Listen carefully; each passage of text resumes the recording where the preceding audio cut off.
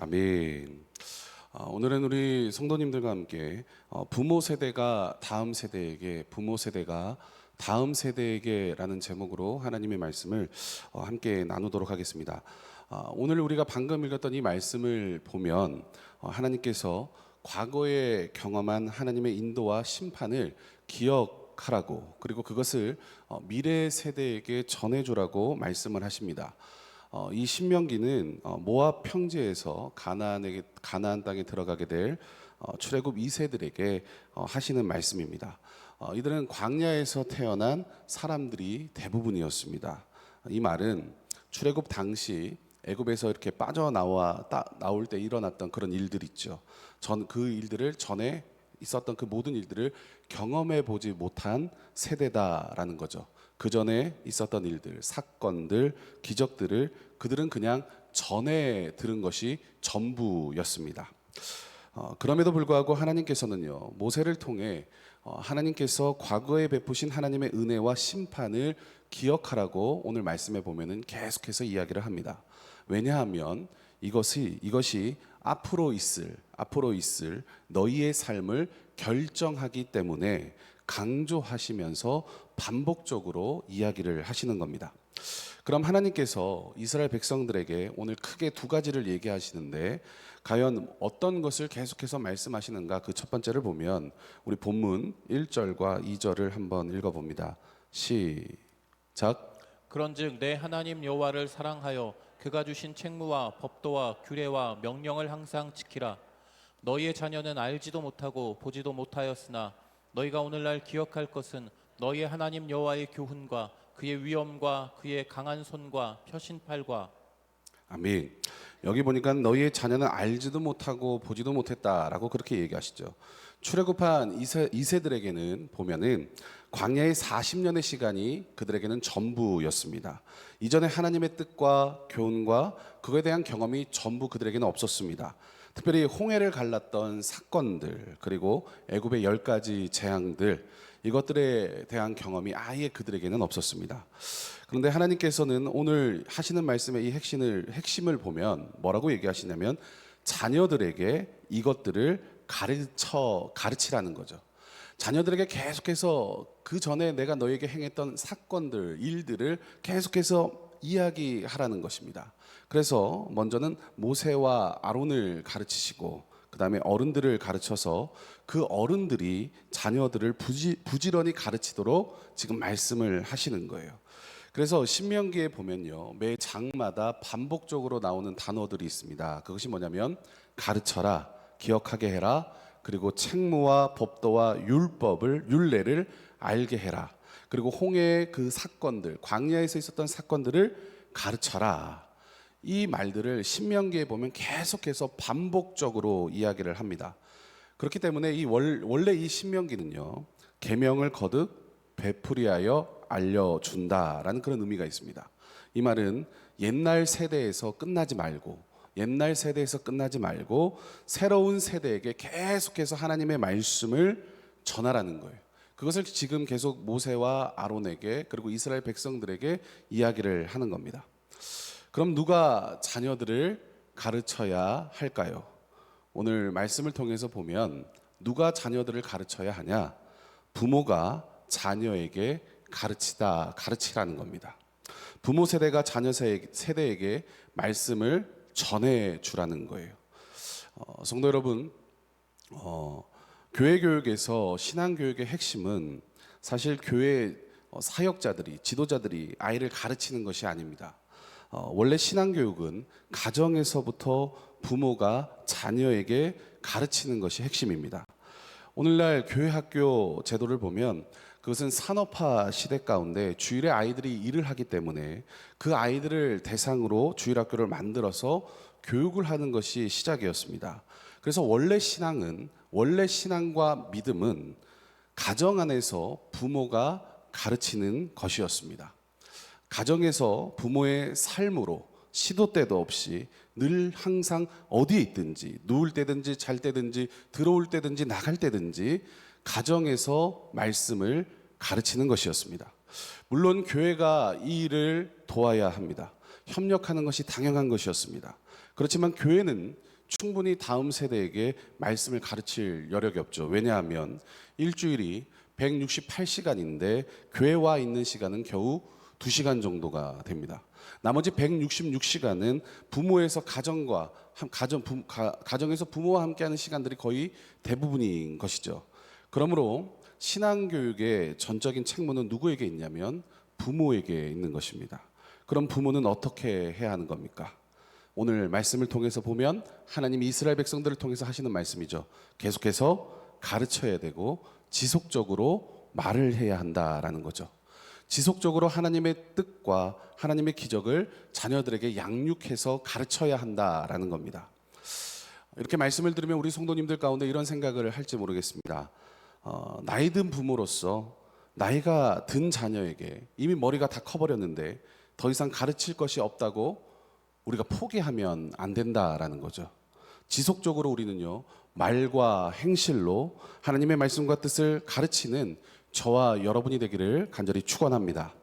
하나님께서요, 부모와 왜 그런 거냐면 하나님께서는 부모와 그 자녀의 관계 속에서만 하나님의 말씀이 전해지도록 하셨습니다. 그 관계 속에서 이것이 자녀의 신앙교육의 핵심이고 유일한 것인데 주님이 우리에게 말씀하실 때 교리를 가르치라고 하신 것이 아닙니다. 무엇을 가르치라고 한 것이냐면 사랑이 담긴 하나님의 말씀을 전하라는 거예요. 사랑이 담긴 인격적인 관계 안에서 하나님이 주시는 그 사랑의 교훈을 가르치라는 것입니다. 이것이 지금 방금 읽었던 이 말씀 속에서 주님께서 모세와 아론에게 하시는 말씀이에요. 하나님이 주신 책무와 법도, 규례와 병령과 율례를 항상 지킬 수 있도록 자녀들에게 지금 알려주는 것이 부모의 역할이라는 겁니다. 왜 그런 거냐면 하나님께서도 이스라엘 백성들과 함께 광야 생활을 하시잖아요. 그들을 이끌어 가시는데 그때 하나님께서도 이스라엘 백성들을 부모가 자녀를 가르치듯이 가르쳤다라는 겁니다. 내가 너희의 부모가 되었고 너희가 나의 자녀가 된 것처럼 마치 부모가 자녀를 가슴에 품는 것처럼 40년 광야 생활 동안에 내가 그렇게 했다라는 거예요. 그래서 신명기 1장 31절을 한번 읽어보겠습니다. 시작. 광야에서도 너희가 당하였거니와 사람이 자기의 아들을 안는 것 같이 너희의 하나님 여호와께서 너희가 걸어온 길에서 너희를 안으사 이곳까지 이르게 하셨느니라 하나. 아멘. 마치 하나님께서 어떻게 하셨다는 겁니까? 자녀인 이스라엘 백성들을 부모가 자녀를 가르치듯이 그런 방식으로 내가 너희를 가르치며 인도해 왔다는 거예요. 어떻게 하셨습니까? 오래 참으셨죠. 그리고 그들에게 매도 드셨습니다. 때로는 혼도 내셨습니다. 그러나 그들이 회개하고 돌아올 때는 어김없이 다시 그들을 용서해 주시고 품어 주셨습니다. 하나님께서 이스라엘 백성들을 가르치는 그 방식이요, 동행하셨죠. 함께 동행하며 그들과 함께하며 가르쳐 주셨어요. 오늘 본문에 보면 주님이 말씀하십니다.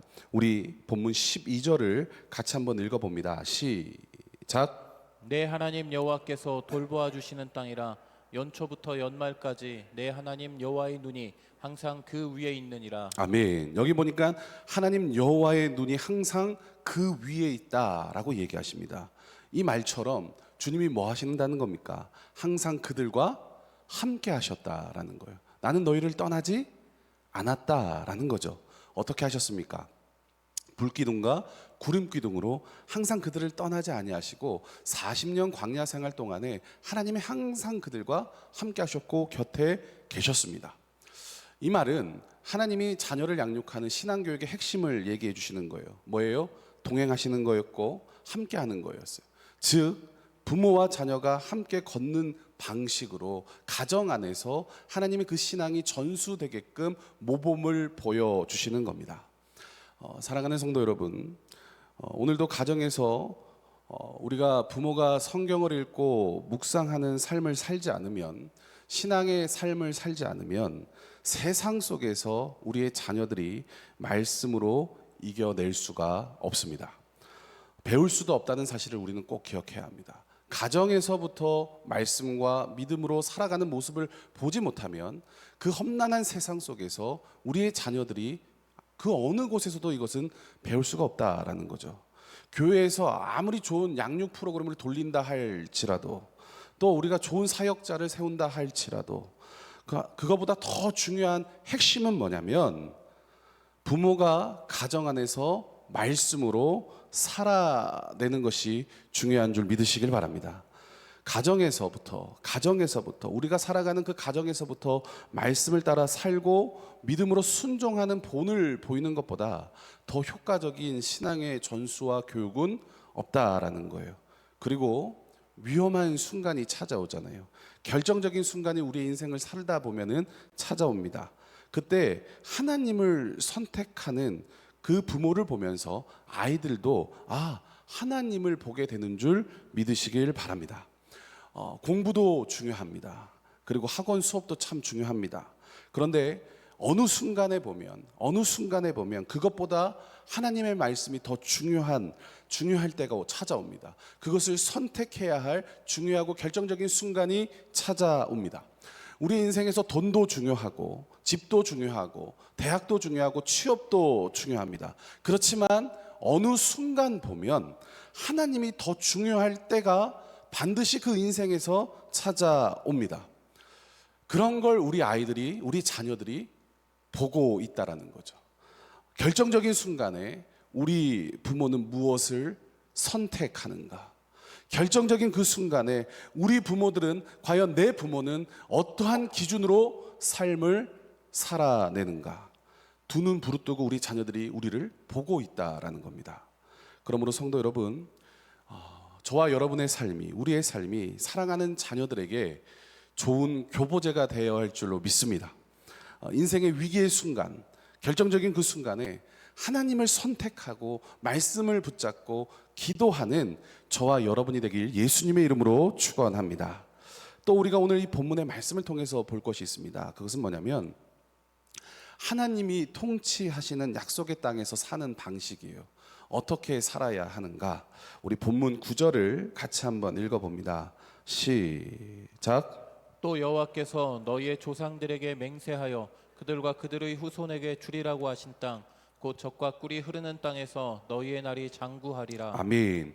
이 말씀에 보면 하나님이 통치하시고 다스리는 땅을 한마디로 얘기해서 젖과 꿀이 흐르는 땅, 가나안 땅을 그렇게 표현을 합니다. 이것이 너무나도 중요한 표현인데, 이것이 무엇을 말하는 것이냐면 이 젖과 꿀이 흐른다라는 것은 상징적인 언어입니다. 이 젖은 하나님의 말씀을 의미하거든요. 우리 베드로전서 2장 2절을 같이 한번 읽어봅니다. 시작. 갓난 아기들 같이 순전하고 신령한 젖을 사모하라. 이는 그로 말미암아 너희로 구원에 이르도록 자라게 하려 함이라. 아멘. 갓난아기들 같이 순전하고 신령한 젖을 사모하라. 갓난아기가 어미의 젖을 사모하는 것 같이 말씀을 사모하라는 거죠. 그러니까 이 젖은 하나님의 말씀을 의미합니다. 우리가 또 꿀도 마찬가지인데, 우리 시편 19편 8절부터 10절을 한번 읽어봅니다. 시작. 여호와의 교훈은 정직하여 마음을 기쁘게 하고 여호와의 계명은 순결하여 눈을 밝게 하시도다. 여호와를 경외하는 도는 정결하여 영원까지 이르고 여호와의 법도 진실하여 다 의로우니 금 곧 많은 승금보다 더 사모할 것이며 꿀과 송이꿀보다 더 달도다. 아멘. 꿀과 송이꿀보다 더 달도다. 이게 뭡니까? 하나님의 말씀이 이와 같다라는 거예요. 이와 같다. 그렇다면 지금 성경에서 젖과 꿀이 흐르는 땅, 이 땅이 뭐냐면 이 약속의 땅에서 말씀의 통치를 받는 땅이라는 거예요. 말씀의 통치를 받는 땅. 하나님의 말씀만이 이 땅을 지배하고 통치한다라는 겁니다. 그래서 이 땅에서 사는 사람들은 말씀의 통치를 받을 때만, 하나님의 말씀의 통치를 받을 때에만 실제로 젖과 꿀이 흐르는 그런 땅이 된다라는 거예요. 실제로 이스라엘 백성들의 역사를 우리가 좀 살펴보면 수많은 선지자들과 왕들이 있었습니다. 그 가운데, 수많은 왕들 가운데 선하다고 평가받는 왕들의 특징이 뭔지 아십니까? 그것은 하나님의 말씀을 통치할 때, 하나님의 말씀으로 통치할 때, 그때 하나님께서 그 왕을 선하다고 하셨고, 또한 재미난 것은 실제로 하나님의 말씀으로 통치할 때 그 시대가 가장 강성한 시기가 됩니다. 지도자가 하나님의 말씀으로 통치를 받고 말씀으로 통치를 할 때 그런 역사가 일어나는 거예요. 그래서 이 땅을 어떻게 살아가야 하냐면 우리 본문 10절 같이 한번 읽어봅니다. 시작. 내가 들어가 차지하려 하는 땅은 내가 나온 애굽 땅과 같지 아니하니 거기에서는 너희가 파종한 후에 발로 물대기를 채소밭에 댐과 같이 하였거니와. 아멘. 애굽 땅과 같이 아니하니, 이 말이 뭐냐면 실제로 이 애굽 땅은 어떤 땅이었냐면 관계수로가 너무나도 잘 되는 땅, 나일강 삼각주여서 여기 물이 너무나도 풍부했던 땅입니다. 1년에 보면은 이모작이 가능한 땅이었어요. 너무나도 농사짓기에 좋은 땅이었습니다. 그런데 이 젖과 꿀이 흐르는 땅은 그렇지 않다는 거죠. 어떠했냐? 하나님이 비를 주셔야만 농사가 가능한 땅이었죠. 우리 본문 11절과 12절 같이 읽어봅니다. 시작. 너희가 건너가서 차지할 땅은 산과 골짜기가 있어서 하늘에서 내리는 비를 흡수하는 땅이요 내 하나님 여호와께서 돌보아 주시는 땅이라. 연초부터 연말까지 내 하나님 여호와의 눈이 항상 그 위에 있느니라. 아멘. 우리 신명기 11장 14절도 한번 읽어봅니다. 시작. 여호와께서 너희의 땅에 이른 비 늦은 비를 적당한 때에 내리시리니 너희가 곡식과 포도주와 기름을 얻을 것이요. 아멘. 이 말씀을 통해서 보면은 실제로 가나안 땅은 젖과 꿀이 흐르는 땅이 아니라는 것을 우리가 알 수 있죠. 엄밀히 따지면 어떤 땅이 더 좋은 땅입니까? 애굽 땅이 훨씬 더 좋은 땅이었습니다. 물이 풍부하고 농사짓기에 너무나도 좋은 그런 기후가 있는 그런 땅이었습니다. 그러나 가나안 땅은 어떤 땅이라고 얘기합니까? 골짜기가 있고 산이 많은 땅이라는 거예요. 농사짓기 여간 힘든 곳이 아닌 너무나도 힘든 곳이라는 거죠. 그리고 결정적인 거로 물을 흡수하는 땅이라고 성경은 얘기합니다. 물을 흡수하는 땅. 그러니까 석회암 땅이라서 물을 가둬둘 수가 없는 거예요. 물을 가둬두지 못하는 땅에서 농사를 지으려면 어떻게 해야 합니까? 이른 비와 늦은 비를 하나님이 주셔야만 그 땅에서 농사를 지을 수가 있는 겁니다. 그러니까 약속의 땅이라고 얘기하고 젖과 꿀이 흐르는 땅이라고 얘기하는 이 땅은 실제로 하나님이 주셔야 하는, 그러니까 하나님을 의존해야만 살아갈 수 있는 땅, 말씀을 의지해야만 살아갈 수 있는 그런 땅이라는 거예요. 이것은 반대로 얘기하면 이 땅은, 하나님이 약속하신 이 땅은 바로의 통치가 아니라, 세상의 다스림이 아니라 하나님의 통치를 받는 땅, 하나님이 돌보시고 가꾸시는 그런 땅, 하나님이 보호하시는 땅인 줄 믿으시길 바랍니다. 어떻게 보면 우리의 삶도 마찬가지라는 거죠. 우리도 이런 방식으로 우리의 삶을 살아야 됩니다. 우리는 하나님의 백성이고 우리가 살아가는 모든 터전도 약속의 땅이고 하나님이 통치하시는 땅이잖아요. 신명기 11장 13절 한번 읽어봅니다. 시작. 내가 오늘 너희에게 명하는 내 명령을 너희가 만일 청종하고 너희의 하나님 여호와를 사랑하여 마음을 다하고 뜻을 다하여 섬기면. 아멘. 어떻게 살아야 합니까? 하나님을 사랑하고 순종하고 하나님의 통치를 받으며 살아가는 땅, 그리고 하나님의 백성이 살아가야 할 바로 그 땅이 이런 땅이라는 거죠. 만약 우리가 하나님의 말씀을 의존하지 않은 채 우리가 이 땅을 살아갈 때 어떤 일이 일어나냐면 신명기 11장 17절 같이 한번 읽어봅니다. 시작. 여호와께서 너희에게 진노하사 하늘을 닫아 비를 내리지 아니하여 땅이 소산을 내지 않게 하심으로 너희가 여호와께서 주신 아름다운 땅에서 속히 멸망할까 하노라. 아멘. 17절의 말씀에 보니까 뭐라고 얘기합니까? 멸망할 수밖에 없다라는 거죠. 이 땅에서 살아갈 때 하나님을 의존하지 않고 하나님을 사랑하지 않고 말씀을 붙잡지 않으면 이 땅에서 우리는 살아갈 수 없다라고 성경은 얘기합니다. 사랑하는 성도 여러분, 가나안 땅은요 약속의 땅인 거죠. 그래서 약속을 붙잡고 살아가야 하는 그런 땅입니다. 순종함으로 살아가야 하는 그런 땅인 거예요. 젖과 꿀이 흐르는 땅, 즉 말씀이 흐르는 땅이라는 거죠. 말씀을 먹고 말씀의 통치를 받아야만 이것이 진짜 약속의 땅이 된다라는 겁니다. 그러므로 저와 여러분의 삶이 말씀이 흐르는 땅 되길 축원합니다. 우리의 가정이, 우리의 일터가, 우리의 자녀들의 삶이 젖과 꿀이 흐르는 땅, 하나님의 통치와 다스림을 받는 거룩한 하나님의 나라가 되길 예수님의 이름으로 축원합니다.